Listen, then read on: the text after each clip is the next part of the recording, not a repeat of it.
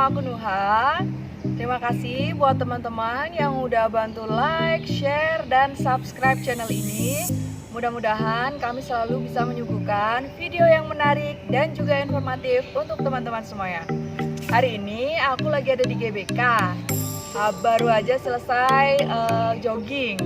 Nah, di sini aku mau bagi tips selain olahraga, juga mau bagi tips diet sehat untuk mengurangi berat badan. Gimana dietnya? Yuk langsung aja kita lihat video selengkapnya. Nah, diet yang dimaksud di sini bukan hanya mengurangi makan, tapi lebih kepada mengatur makan. Karena definisi diet secara umum adalah mengatur nutrisi yang masuk ke dalam tubuh, bukan hanya menguranginya saja. Ada juga yang namanya diet itu TKTP atau tinggi kalori dan tinggi protein. Nah, diet TKTP ini bukan malah mengurangi makan, tapi justru meningkatkan porsi makan. Tapi diet yang akan kita bahas di sini adalah diet untuk mengurangi berat badan. Jadi akan kita bahas bagaimana caranya mengatur nutrisi yang masuk ke dalam tubuh kita sehari-hari supaya berat badan kita bisa turun. Tips yang pertama adalah mengkonsumsi air putih dalam jumlah yang banyak. Jumlah yang banyak ini seberapa sih? Misalkan berat badan kalian tuh 100 kg. Nah, kalau kalian ingin mengurangi berat badan sampai dengan 70 kg, maka kalian harus meminum air putih paling tidak 2-3 liter setiap harinya. Nah, ini juga tentu karena air putih memiliki banyak benefit untuk tubuh kita. Salah satunya bisa menjaga keseimbangan elektrolit, bisa melancarkan metabolisme, dan juga minum air putih yang banyak bisa mencegah kita lapar, jadi akan kenyang lebih lama. Kalau kamu nggak suka air putih, caranya bisa dengan membuat infus water. Infus water resepnya ada di video aku yang lain, jangan lupa nonton ya. Tips yang kedua adalah jangan mengkonsumsi tinggi garam. Perlu kita ketahui bahwa sifat garam adalah mengikat air. Jadi kalau dalam darah kita terkandung banyak natrium atau garam, dia akan mengikat air lebih banyak.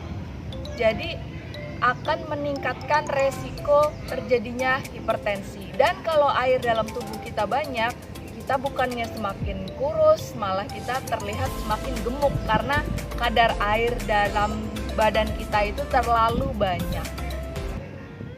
Yang ketiga adalah kurangi konsumsi nasi. Nasi di sini adalah karbohidrat simple. Yang disebut karbohidrat simple adalah karbohidrat yang mengandung banyak gula, sehingga dia lebih mudah diserap oleh tubuh, tapi lebih cepat bikin lapar.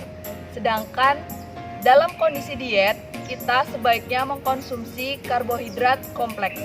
Karbohidrat kompleks itu salah satunya oats, gandum utuh, kemudian kentang, kemudian ubi, seperti itu. Kenapa harus mengkonsumsi karbohidrat yang kompleks? Karena karbohidrat yang kompleks ini tubuh memerlukan waktu untuk memecahnya menjadi energi, sehingga kita akan kenyang lebih lama. Dan kalau kita semakin kenyang lebih lama, kita akan mengurangi keinginan kita untuk makan lagi, seperti itu. Yang keempat, ganti karbohidrat dengan konsumsi protein. Misal, tadinya tuh porsi nasi kita tuh 1 piring penuh.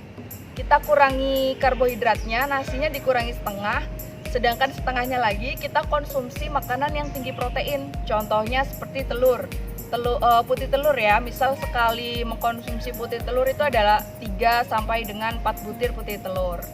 Nah, kenapa kita wajib mengkonsumsi putih telur? Karena kalau kita diet, kadar air dalam tubuh kita semakin berkurang, maka kulit kita akan kendor dan elastisitasnya akan berkurang, sehingga kita wajib mengkonsumsi tinggi protein. Selain itu, konsumsi protein juga bisa memperbaiki struktur otot kita yang robek akibat olahraga. Jadi setelah kita berolahraga, kita akan merasa badan kita capek dan pegal kan. Nah, Cara memperbaikinya yaitu mengkonsumsi tinggi protein. Yang kelima adalah mengkonsumsi real food. Real food di sini yang aku maksud adalah makanan yang tidak terlalu banyak diolah. Misalkan buah, sayur, kacang-kacangan. Nah, kita juga harus bisa memilih ya, makanan mana yang bisa dikonsumsi tanpa memasaknya berlebihan. Seperti itu. Karena kalau memasak berlebihan di atas 48 derajat Celcius, enzim-enzim dalam makanan ini akan rusak atau berkurang. Jadi, manfaatnya akan berkurang untuk tubuh kita. Yang keenam adalah olahraga yang rutin dan konsisten. Di sini kata kuncinya adalah konsisten ya, teman-teman. Jadi kita tuh olahraga tuh yang ringan aja nggak masalah, tapi konsisten. Jadi misalkan sehari olahraga 30 menit, maka setiap hari kita berolahraga, wajib berolahraga 30 menit. Entah itu bersepeda, entah itu olahraga yang ringan, mungkin seperti jogging, mungkin seperti yoga, pilates, dan lain sebagainya. Berikutnya adalah mengurangi konsumsi gula. Konsumsi gula membuat kita merasa cepat lapar, pengen terus nambah nasi, pengen terus ngemil, seperti itu. Sebenarnya gula tuh nggak punya nilai gizi loh, dia hanya mempunyai nilai cita rasa. Sehingga kalau kita mengkonsumsi gula, kita tuh rasanya itu pengen terus ngunyah, pengen terus makan. Padahal itu hanya sensasi aja ya teman-teman. Tubuh kita tuh sebenarnya sudah cukup menerima gula dari makanan yang kita makan. Tips yang ke-8 adalah menghindari makan tengah malam. Dalam tubuh kita tuh terdapat zat namanya BMAL1. BMAL1 ini tugasnya untuk membentuk lemak dalam tubuh. Tapi BMAL1 ini bekerja pada malam hari.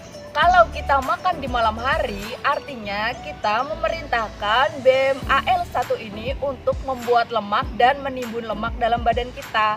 Jadi, teman-teman sedang diet, hindari begadang ya, karena kalau begadang pasti cenderung kepengen ngemil.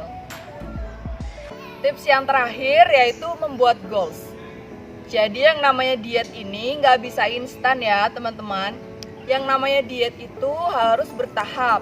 Kita nggak bisa tuh, misalkan kemarin kita masih makan banyak sekali, terus tiba-tiba hari ini kita nggak makan sama sekali. Itu nggak boleh kayak gitu. Jadi kita tuh harus punya goals. Misalkan kita mau menurunkan berat badan sebanyak 20 kg misalkan. Nah, angka 20 kg ini bisa tercapai di target antara 6 sampai dengan 8 bulan. Jadi diet itu nggak ada yang instan ya. Dan kita juga harus breakdown goals kita. Misalkan mungkin bulan pertama aku harus memulai hidup mengkonsumsi banyak real food misalkan. Kemudian di bulan kedua aku setelah mengkonsumsi real food ini ternyata badanku lebih enak, lebih nyaman. Mungkin aku menambahkan air putih yang lebih banyak, seperti itu. Mungkin di bulan ketiga nanti akan lebih rajin berolahraga. Yang tadinya mungkin seminggu sekali bisa seminggu 2 kali, seminggu 3 kali, seperti itu. Dan kita juga harus realistis seperti yang aku bilang tadi. Misalkan, oh di bulan pertama aku nih kok nggak turun-turun berat badannya, jangan menyerah dulu. Kita lanjutin program kita sampai dengan mencapai hasil yang maksimal.